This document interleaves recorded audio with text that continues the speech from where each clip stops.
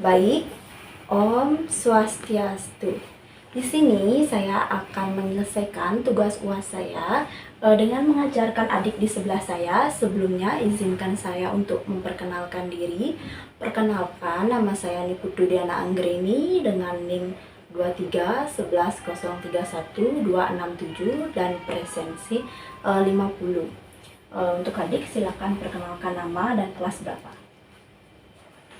Kakak Windu Dwi Dharma Putra, kelas 3. Baik, jadi bisa dipanggil Dek Windu dan kelas 3 ya. Langsung saja kakak akan mengajarkan adik. Di sini materinya yaitu cerita dari kampungku. Sebelumnya di sini kakak ingin bertanya, apakah adik pernah mendengar apa itu tradisi? Pernah. Jadi adik tahu nggak apa itu tradisi? Kalau sudah pernah mendengar. Tidak ya, baik. Di sini kakak akan menjelaskan. Jadi tradisi itu adalah kebiasaan atau adat istiadat yang masih secara turun-temurun yang tidak bisa mengalami perubahan. Jadi dia itu kebiasaan atau adat istiadat yang masih saat ini, tapi dia itu tidak bisa mengalami perubahan, Dek. Sedangkan, apakah adik pernah mendengar apa itu budaya? Tidak. Jadi kakak akan menjelaskan ya, budaya itu merupakan kebiasaan atau adat istiadat yang secara turun-temurun tetapi dia itu bisa mengalami perubahan sesuai dengan perkembangan zaman kita saat ini. Jadi adik bisa nggak membedakan apa itu tradisi dan juga budaya itu sendiri? Enggak ya, jadi di sini kakak akan menjelaskan secara singkat. Jadi tradisi itu merupakan ada perbedaannya dengan budaya ya. Jadi bedanya itu terletak pada yang bisa diubah dan tidak bisa diubah. Jadi jika tradisi itu dia itu kebiasaan atau adat istiadat yang tidak bisa dirubah. Sedangkan budaya itu kebiasaan atau adat istiadat secara turun-temurun, tetapi dia itu bisa berubah sesuai dengan perkembangan zaman kita saat ini. Sampai sana, apakah adik bisa mengerti apa yang kakak jelaskan? Baik, untuk selanjutnya itu ada tradisi dan budaya masyarakat sekitar. Jadi tentunya kita mengetahui bahwa Indonesia itu banyak sekali memiliki keberagaman, baik itu dari bahasanya, dari adat istiadat, dari suku, dari tradisi dan budayanya. Jadi setiap daerah di Indonesia itu pasti memiliki tradisi dan budayanya masing-masing. Setiap tradisi itu memiliki ciri khasnya masing-masing, deh. Adapun yang pertama yaitu ciri khasnya dia kebiasaannya yang secara turun-temurun. Lalu yang kedua itu waktu pelaksanaannya kapan, entah itu 1 bulan sekali, 6 bulan sekali, 1 tahun sekali, itu tergantung dari daerah masing-masing. Lalu kapan pelaksanaan tradisi tersebut. Lalu yang terakhir atau masih banyak lagi ya, kakak sebutkan secara spesifiknya makanannya. Nah, makanannya juga pasti memiliki ciri khasnya masing-masing, bagaimana juga dia disajikannya dan contoh lain-lainnya. Lalu kita ini tinggal di mana sih, Dek? Di Bali. Nah, di Bali pun tentunya memiliki tradisi dan budayanya tersendiri ya. Jadi di sini kakak akan menjelaskan sedikit tentang sejarah, tradisi dan budaya di Indonesia, khususnya di tempat yang kita tinggali saat ini yaitu Bali. Adik tahu nggak sih apa itu apa saja tradisi yang ada di Bali? Oke, jadi adik nggak tahu ya. Jadi tradisi di Bali itu salah satunya, contohnya dalam lingkungan keluarga. Ada Mabanten. Mabanten itu merupakan salah satu contoh dari tradisi ya. Jadi kalau kita Mabanten itu kan setiap hari.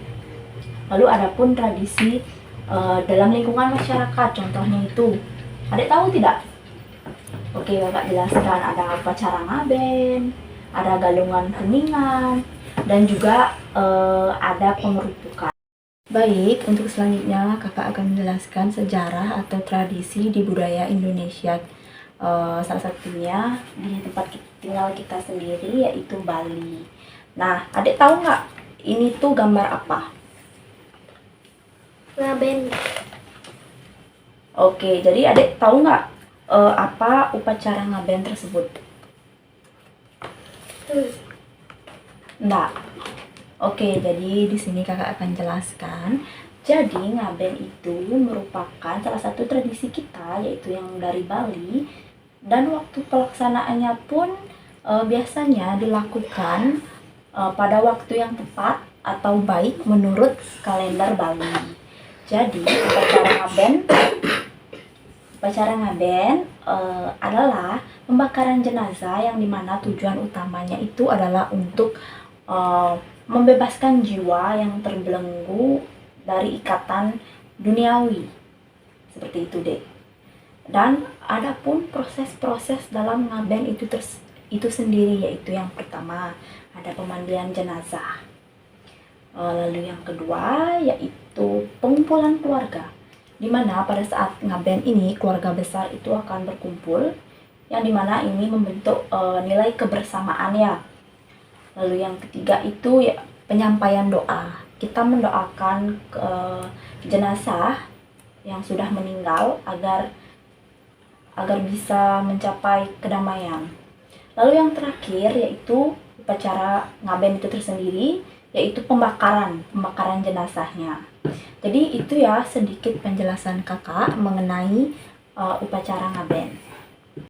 Tradisi selanjutnya yaitu juga dari Bali, Galungan dan Kuningan. Jadi tradisi Galungan dan Kuningan ini sebelumnya kakak ingin tahu apakah adik melaksanakan tradisi Galungan dan Kuningan itu? Ya, tentunya semua agama Hindu di Bali khususnya pasti akan melaksanakan tradisi Galungan dan Kuningan itu. Jadi adik tahu nggak sih kapan tradisi Galungan dan Kuningan itu dilaksanakan? Setiap 6 bulan? Ya, setiap 6 bulan sekali. Jadi tradisi Galungan dan Kuningan itu adalah kemenangan Dharma, di mana Dharma itu adalah kebaikan dan adharma yaitu kejahatan. Jadi Galungan dan Kuningan itu merupakan kemenangan Dharma melawan adharma. Di sana adik paham?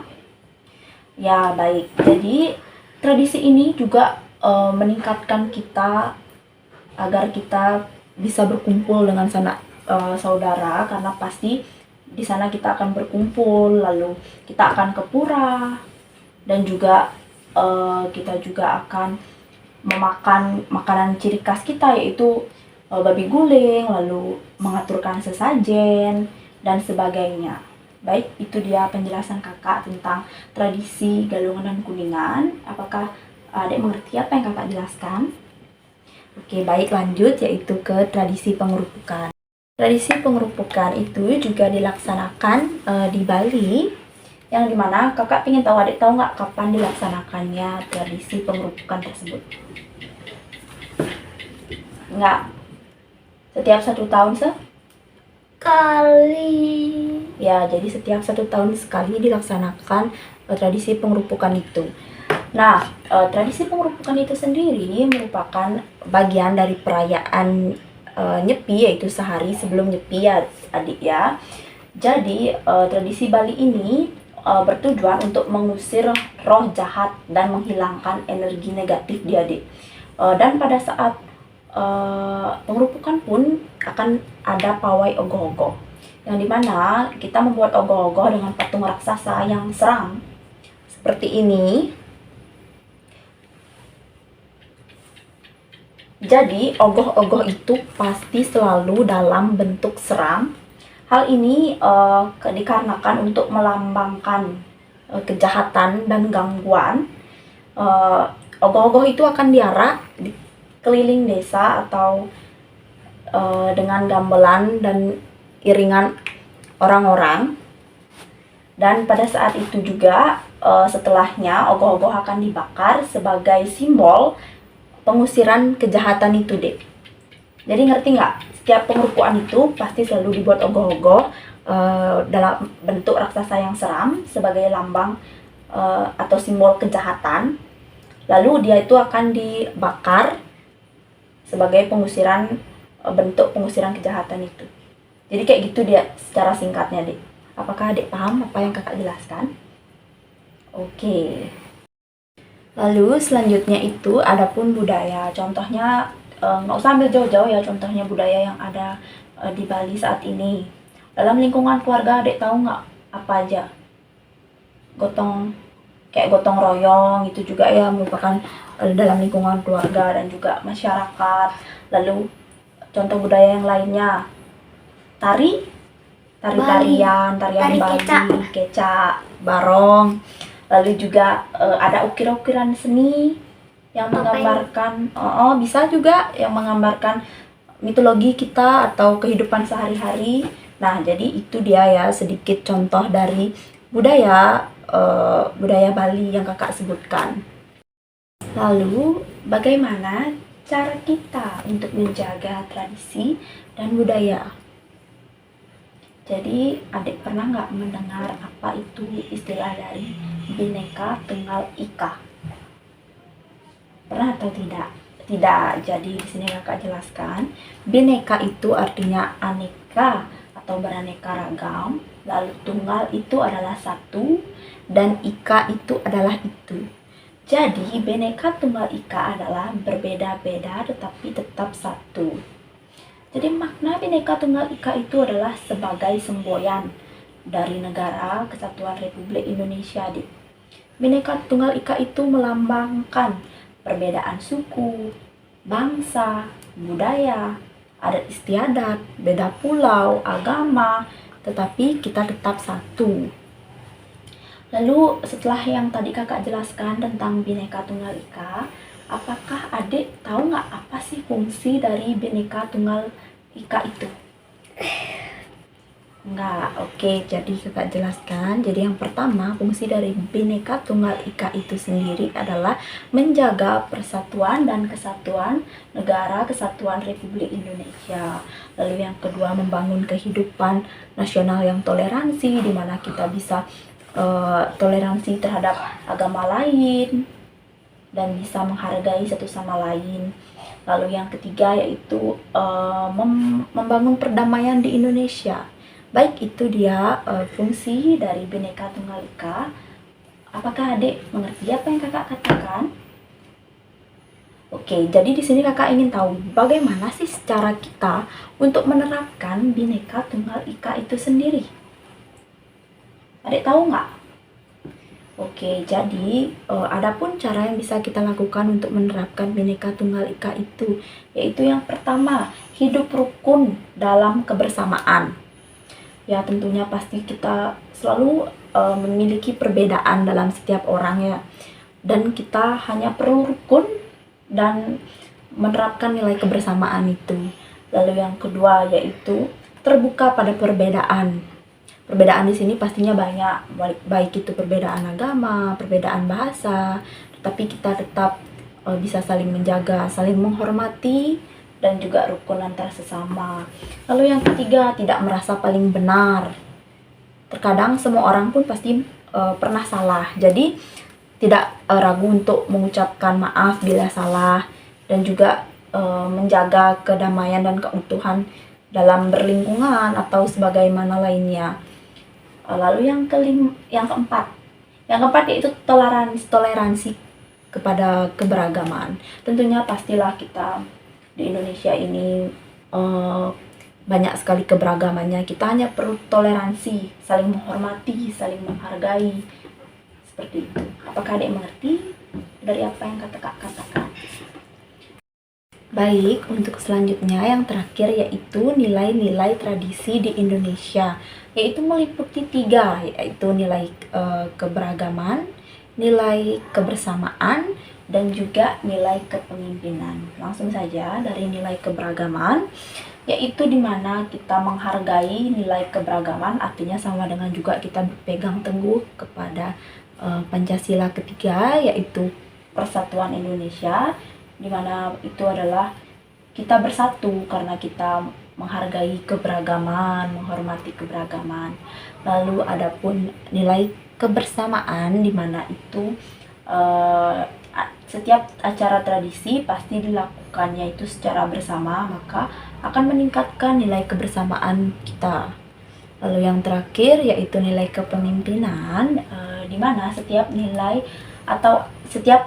maksudnya acara atau tradisi itu pasti dilaksanakan oleh seorang tokoh.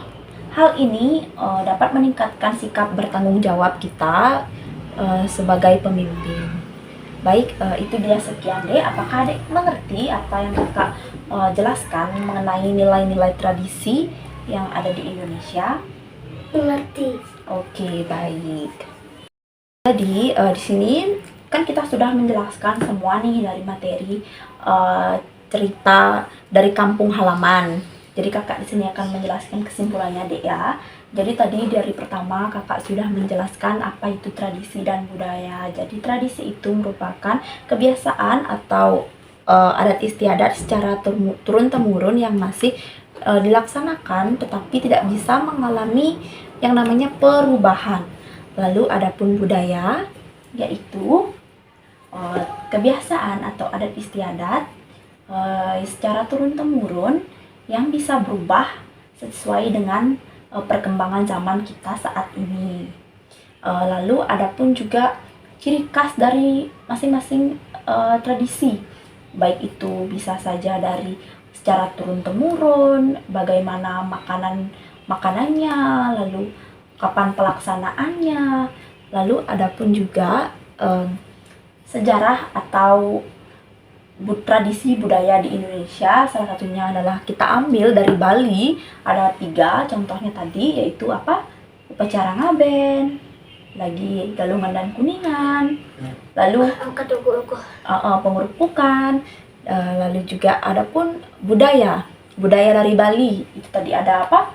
Tari kecak, topeng, barong, lalu seni ukiran, lalu selanjutnya juga lalu bagaimana cara kita untuk menjaga tradisi dan budaya itu.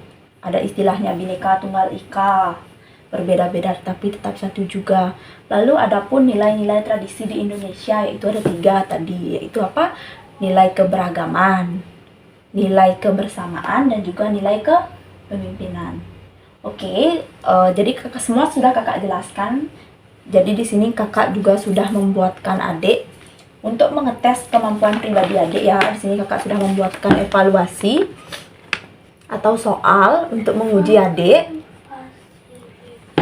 Baik, langsung saja. Baik, soalnya sudah ada pada adik yang saya ajarkan. Jadi silakan dijawab soalnya adik ya. Jangan terburu-buru, jawab sebisanya aja.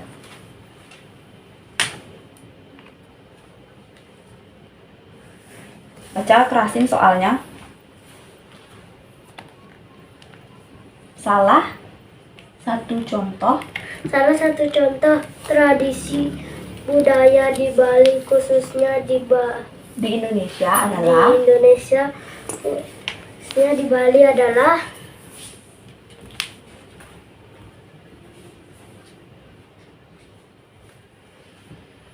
kebiasaan atau adat istirahat yang dijalankan dalam masyarakat disebut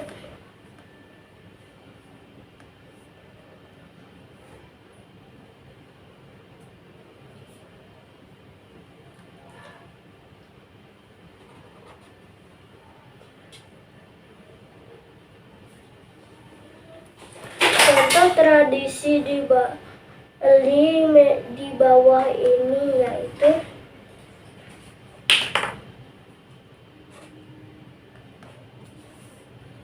apa makna dari semboyan Bhinneka Tunggal Ika,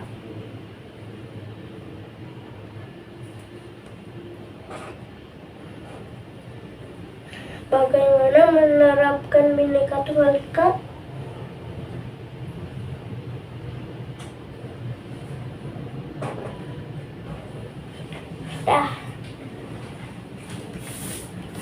atas dapat. Yakin banget. Oke, jadi ini dia soal yang sudah dijawab oleh adik Windu. Baik, kita periksa aja.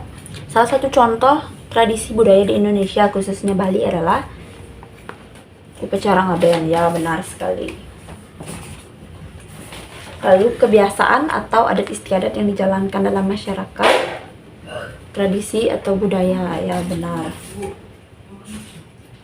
Contoh tradisi di Bali di bawah ini yaitu Galungan dan Kuningan. Ya, benar. Apa makna dari Bhinneka Tunggal Ika?